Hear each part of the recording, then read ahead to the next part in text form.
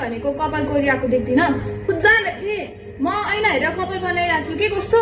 लुगा मिलाइरहेको छु, उज्जा न के त? लुगा त उता गएर पनि मिलाउन मिलिहाल्छ नि। म पो कपाल ऐना हेरेर बनाउनु पर्छ नि, त उता गएर पनि लुगा मिलाउँदा भइहाल्छ नि। त जसरी नि पे गरेर तेरो घर गइहाल्यो, उज्जा यो मेरो घर हो। हेलो सर, आज पनि ओभरटाइम गर्छु। टार्गेट पुरा गर्नै पर्छ। हो बच्चाहरूकै भविष्यको लागि हो।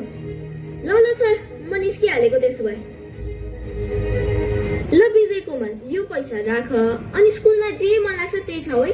आज मलाई बस्ने समय छैन। मम्मी, तपाईँ फेरि आज हामीसँग खाना खानुहुन्न? आज होइन के नानी, भोलि ल। आज त लास्ट बिजी छु। मम्मी, तपाईँ सधैँ व्यस्त मात्रै हुनुहुन्छ। हामीसँग बोल्ने एकछिन समय पनि मिल्दैन तपाईँलाई। अनि व्यस्त हुनु भनेको खराब कुरा हो र बाबु? म यति मेहनत किन गर्छु भन त? तिमीहरूलाई अरू जस्तो दुःख नपरोस् भनेर त हो नि। पैसा छ भने संसार सजिलो छ के बाबु? अर्थ नव्यर्थ गोविन्द गाई। बुहारी, पैसाले संसार सजिलो त बनाउँछ, तर सन्तान बनाउँदैन। यहाँ बा तपाईँ पनि पुरानो जमानाको सोच्नुहुन्छ के? आजकलका केटाकेटीहरू त झन् पैसा नपाएर बिग्रिन्छन्। होइन, केटाकेटी पैसा नपाएर बिग्रने होइन के, केटाकेटी समय नपाएर बिग्रने हो। पैसाले पेट त भरिन्छ, तर मन भोकै रहन्छ। बुहारी, तिमीलाई थाहा छैन त्यो भोक विद्यालयमा कसरी भरिन्छ? कहिले गलत संगतबाट, कहिले भेटको धुवाबाट, कहिले तुलना र दबावबाट। यहाँ बा पनि कस्तो कुरा गर्नुहुन्छ के? मैले सबैको जिम्मेवारी एक्लै बोकेकी छु र त्यही माथि यिनीहरूको आवश्यकता कसरी पुरा हुन्छ मैले पैसा कमाउन सकेन भने? सबै कुराको बोझ मेरै टाउको माथि मात्र छ। बोझ पैसा होइन के बुहारी, बोझ पछि आउने पश्चाताप हो। यहाँ बा पनि मेरो कुरा सुन। अभिभावकले सन्तान बिग्रेपछि रोएर होइन के, सन्तान बिग्रिनु भन्दा अघि नै उनीहरूको कुरा सुनिदिनु पर्छ। आफू भलो त जगत भलो हुन्छ। ह्याट तेरी, यता आफूलाई कामको चटारो छ। यहाँ भने आज मैले ओभरटाइम गरेन भने मुखमा टाल्ने माम हुँदैन जस्तो लाग्छ।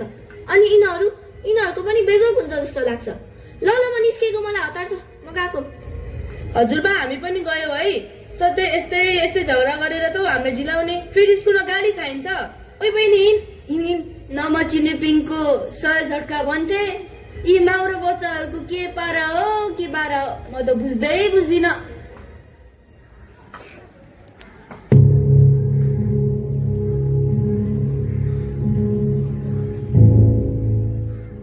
ओए, आज पनि हामी त्यही स्कुलको पछाडिको ग्राउन्डमा गएर खानुपर्छ ल।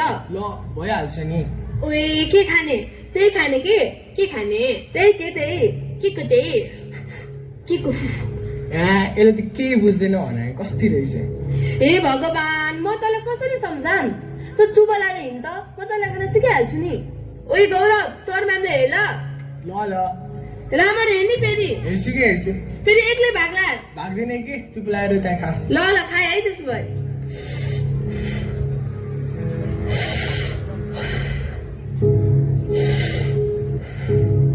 कति धेरै धुवाको हेर्दैछौ? यो भे भएन, यो स्टाइल हो। आजकल जोसँग यो छैन ऊ स्कुलमै देखिँदैन। हो त, डराउने हो त सधैँ पछाडि पर्छन्, साहस छ भने मात्रै अगाडि बढ्छन्। नडराए के, खा ल्याउ। चुप लागेर खाऊ कि केही हुँदैन। मलाई छाडेर नजाऊ न, मलाई डर लाग्छ। घरमा आमाले थाहा पाउनु भयो भने? के रे डर लाग्छ रे? डराएर जीवन चल्दैन पुष्पा। जो डराउँछ उनी सधैँ कमजोर हुन्छन्। फेरि कमजोरहरू नै त हो सधैँ पछाडि पर्ने, बुझ्यौ नि? एक पटक त हो, यसले खाछ मैले खान्छु, तैँले चाहिँ किन नखाएको? खाना खा भने यति पनि डराउनु पर्दैन। खा तैँले खाइनस् भने त मेरो साथी नै होइनस्। त्यस्तो नभन न, म साथी गुमाउन चाहन्न, तर आफूलाई पनि गुमाउन चाहन्न। छाड नि कुरा। सुपरियर देखिने तरिकै यही हो। हेर्दैछौ गौरव, आजकल पढाइले होइन, आजकल स्टाइलले पहिचान बनाउँछ। के भनिस् तैँले? स्टाइल? कहाँको स्टाइल? यो स्टाइल होइन, यो दबाब हो। त बिग्रिस, तर अरूलाई त नबिगार। तेरो यस्तो हरकत मम्मी र बाले थाहा पाउनु भयो भने उहाँमाथि केही बित्छ होला। कहिले सोचेको छस्? ओइ बहिनी, मम्मीलाई केही नभन है। मैले आज मात्र फर्स्ट टाइम ट्राई गरेको, तैँले भेटिहालिस्। बरु अहिले तँलाई बाटोमा जाँदाखेरि जे खानेकुरा माग्छस् बरु त्यही किनिदिन्छु। दबाउको धुवा देखिँदैन के दाइ? तर तेरो फोक्सो भन्दा अगाडि तेरो भविष्य जान्छ। आज एक पटक, भोलि पटक पटक, अनि पर्सि लड भन्दा अनि के गर्छस्? भन्न। मैले त आजै फर्स्ट ट्राई गरेको, कस्तो डर लागिरहेछ। सबैले गरेको कुरा सही हुँदैन पुष्पा। कहिलेकाहीँ भिडसँग नहिँड्नु नै साँचो साहस हो। म बिग्रिन चाहन्न, म गलत सङ्गतमा फस्न पनि चाहन्न। म तिमीहरू जस्तो गलत सङ्गत भएका साथीहरूलाई आजैदेखि त्याग्छु छु। ठिकै छ, तैँले हामीलाई छाडेर गइस होइन? जा जा, मेरो नि साथी छ, जाम गौरव। जाम, हामी यस्ताको सङ्गतमा पर्नु हुँदैन।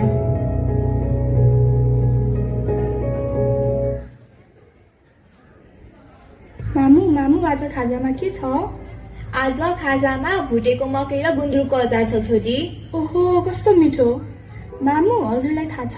हजुर छोरी भन न। आज हामीलाई स्कुलमा स्वस्थ शरीरको बारेमा पढाउनु भयो र गुरुआमाले भन्नुभयो स्वस्थ रहन जङ्क फुड खानु हुँदैन। तिमीहरूको गुरुआमाले तिमीहरूलाई ठिकै त भन्नुभएछ नि छोरी। हो र, किन? यहाँ सुन है, शरीर भनेको मन्दिर हो। यदि हामीले त्यहाँ फोहोर पार्यो भने त्यहाँ कसरी पूजा हुन्छ त? त्यस्तै शरीरको लागि फोहोर भनेको जङ्क फुड, पत्रु खानेकुरा, प्याकेटमा प्याक भएका चिप्स, चिजबल, बर्गर, पिज्जा आदि।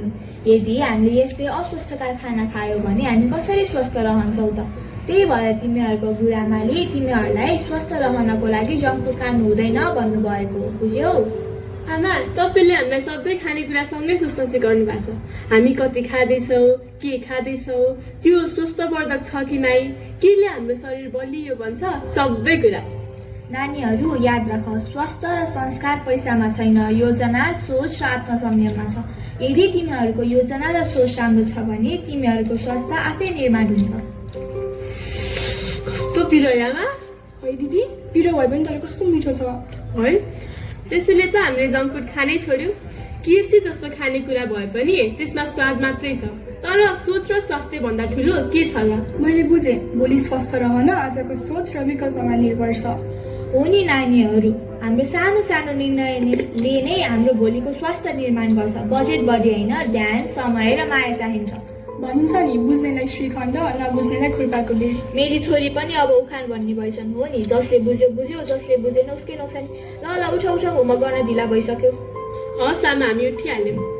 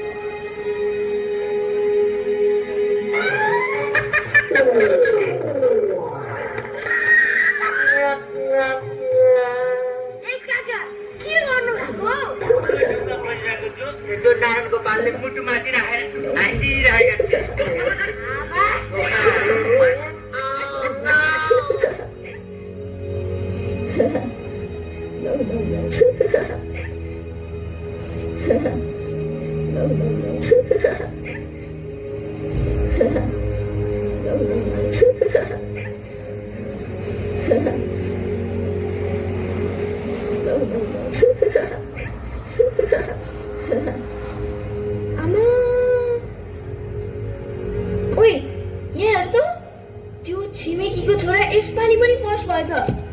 होइन, त्यो केटा त सुत्ता समेत पनि पढ्छ कि क्या हो? मम्मी, सबै एउटै हुँदैन नि।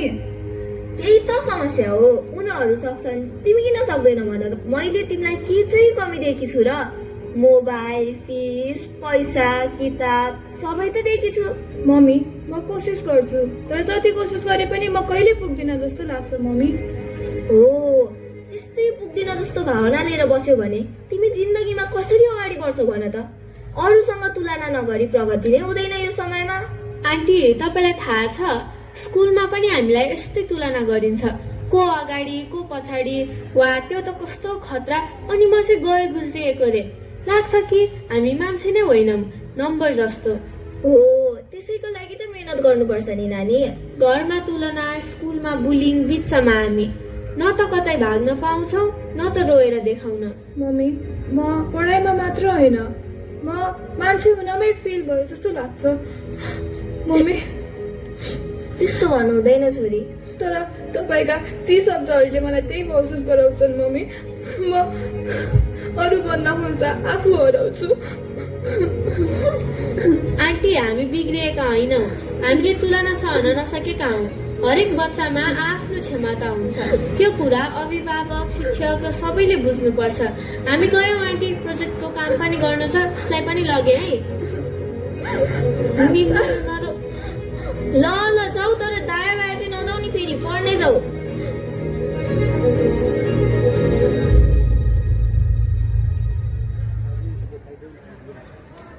मकै आयो है काका, मकै आयो है मकै, मकै आयो है मकै, मकै आयो है मकै, मकै आयो है। कहाँ हुनुहुन्छ?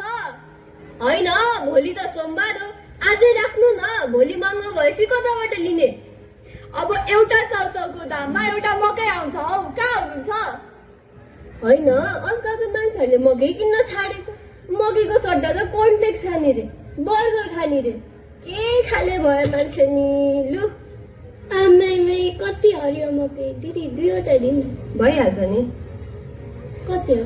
एउटाको 20 हो। लिनुहोस् पैसा। धन्यवाद।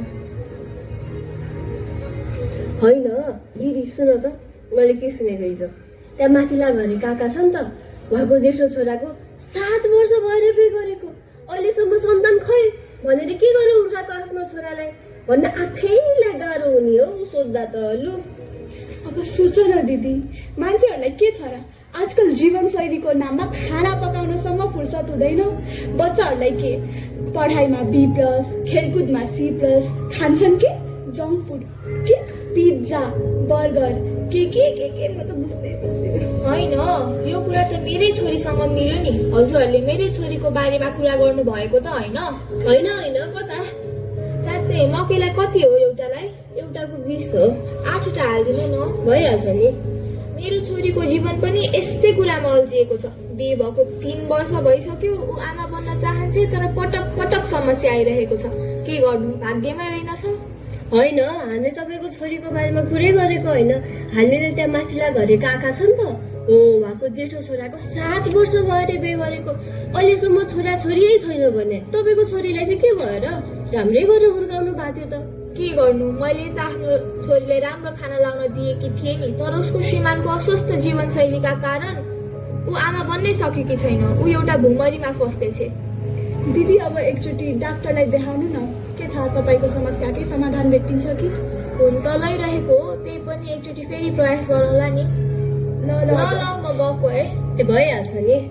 होइन जाम हौ, यहाँ त कोही छैनन् मान्छेहरू, माथि मन्दिरमा जाम, त्यहाँ हुन्छन् आए नि। मकै आयो है मकै, मकै आयो है काका, मकै आयो है मकै।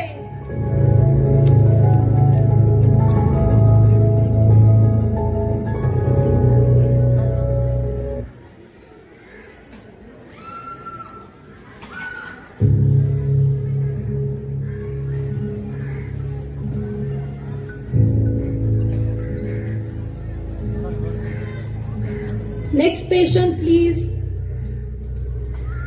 नमस्कार डाक्टर साहब। नमस्कार डाक्टर साहब। नमस्ते। होइन हौ डाक्टर बाबु, यो रिपोर्टमा चाहिँ के छ भनिदिनु न। मैले पनाती खेलाउन पाउँछु कि पाउँदिन? नातिनी भए पनि हुन्छ, छोरा भए पनि छोरी भए पनि सन्तान हुनु पर्यो। ल बा, तपाईँ राम्रोसँग सुन्नुहोस्, मैले दुवैजनाको रिपोर्ट जाँचेँ। नानीकोमा त खासै समस्या त छैन, तर विजय बाबुकोमा चाहिँ समस्या देखिएको छ है। डाक्टर साहब, के समस्या? बाबु, तपाईँ खाना खानुहुन्थेन? तपाईँको स्पाम काउन्टर स्पाम वजनमा त पोषण पुगेकै छैन। के भन्नुभएको डाक्टर बाबु? मैले त बुझेन नि। तपाईँ नातिनुहोस् न, म भन्दैछु त।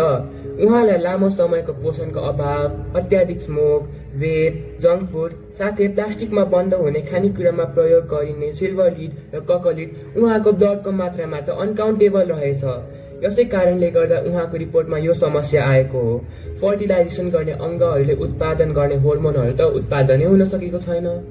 डाक्टर साहब, भनेपछि मेरी छोरी अब आमा बन्न सक्दिने? हो, उहाँहरू अब प्राकृतिक रूपमा बाउ-आमा बन्न सक्नुहुन्न। डाक्टर के भन्नुभएको? मैले त केही नि बुझिनँ नि। हो विजय बाबु, अब तपाईँ स्वाभाविक रूपमा बाउ बन्न सक्नुहुन्न। तपाईँको शारीरिक अवस्था र पोषणको अभावले गर्दा यो रिपोर्ट आएको हो। मैले तपाईँको रिपोर्ट दोहोरो जाँच गरेँ, तर समस्या एउटै थियो। डाक्टर साहब, अब यसको के विकल्प छ र? विकल्प नभएको होइन, विकल्प त धेरै छन्। आइभीएफ प्रविधि, बच्चा अडप गर्ने मिल्ने धेरै उपायहरू छन् त। तपाईँ नातिनुहोस् न। मैले सचेत भएर आफ्नो स्वास्थ्यको ख्याल राखेँ, तर मेरो श्रीमानको जीवनशैली र खानपानले गर्दा हाम्रो भविष्यलाई नै असर गर्यो। म आफ्नो भाग्यलाई मात्र सराप्न सक्छु आए अब। तपाईँ नरुनु दिदी, चिन्ता नगर्नु, हामीसँग अरू विकल्पहरू छन्। सान्वी, मलाई माफ गरिदेऊ। मेरो यो सानो गल्तीको कारणले हामीलाई नै यत्रो ठुलो असर पार्छ भन्ने मलाई के थाहा। मैले सक्छु भने माफ गरिदेऊ सान्वी। होइन, के भइरहेछ यहाँ? विजय, के भयो?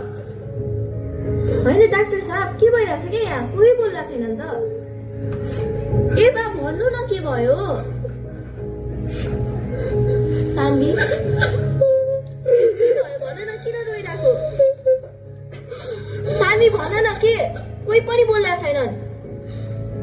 आमा, यदि तपाईँले विजयलाई सानो बेलामा राम्रो समयले खानपान दिनुभएको भए आज यो दिन आउने नै थिएन। आज त्यो तपाईँको समय औषधिको रूपमा काम आउँथ्यो आमा। तर के गर्नु, गएको समय फर्केर आउँदैन नि आमा। अब तपाईँको छोरा प्राकृतिक रूपमा बाउ बन्नै सक्दैन। म के गरौँ? आफ्नो भाग्यलाई मात्रै सराप्न सक्छु आमा। अब मलाई माफ गर सान्वी, मैले सधैँ सोचे भोलिको भविष्यको लागि हो मेरो काम, तर आज बुझे भोलिको चिन्ता हुँदा मैले आजका क्षणहरू खोसेछु। माफ गर मलाई। मैले तँलाई कतिपटक भनेको बुहारी, कतिपटक भने छोराछोरीलाई हेर, ध्यान दे, उनीहरूलाई समय दे भनेर। सुनिस्, सन्तान हुर्काउनु भनेको सम्बन्ध हुर्काउनु हो। उनीहरूलाई समय माया दिनै पर्छ, त्यसले मात्रै उनीहरूको भविष्य बन्छ। मैले तँलाई कतिपटक सम्झाउन खोजेँ, तर बुहारीको घैँटामा घाम लागे पो। राम राम राम राम राम। नरौ सान्वी, अब रुनु हुँदैन। डाक्टर साहबले भन्नुभयो जस्तै 100 विकल्प छान्नुपर्छ। नरो अब। नरो छोरी नरो, तेरी आमा मरेकी छैन, तेरी आमा अझै जिउँदै छे, नरो। आमा, तपाईँले पहिला दिनुभएको माया आज बल्ल साँचो मूल्यमा महसुस हुँदैछ। धन्यवाद आमा, तपाईँलाई धेरै धेरै धन्यवाद। नरोइराख्नु हुँदैन। यो नाटक यहाँ समाप्त हुन्छ, तर यही कुरा जीवनभरि लागू हुन्छ। बुझ्नुभयो नि?